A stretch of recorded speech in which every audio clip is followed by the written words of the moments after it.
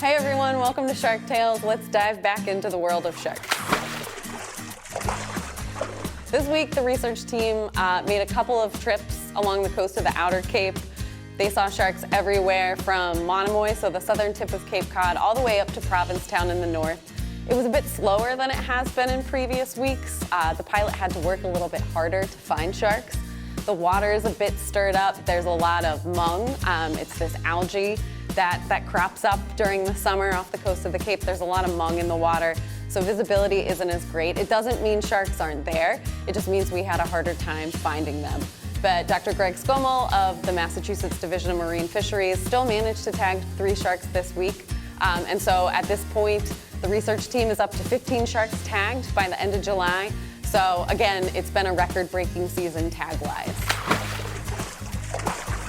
On July 2nd, the research team saw white shark NAN-SEA, a 12-foot female shark that was tagged by Greg Skomal last year off the coast of Nauset Beach.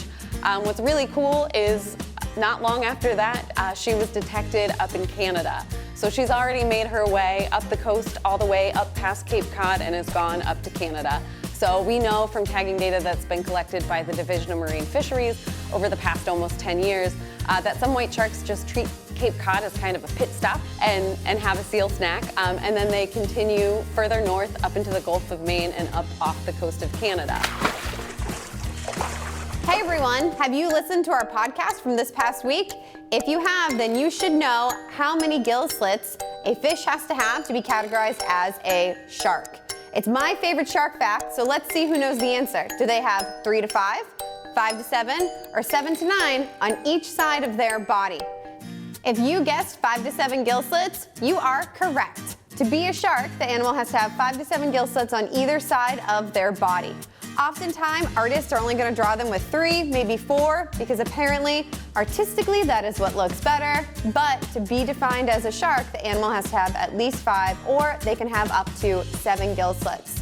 Some have 6, we call them 6 gill sharks. Some have 7, so guess what we call them?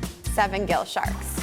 Thanks everybody for tuning into Shark Tales this week. Follow NBC10 Boston on Instagram and YouTube so you can get updates on sharks all summer.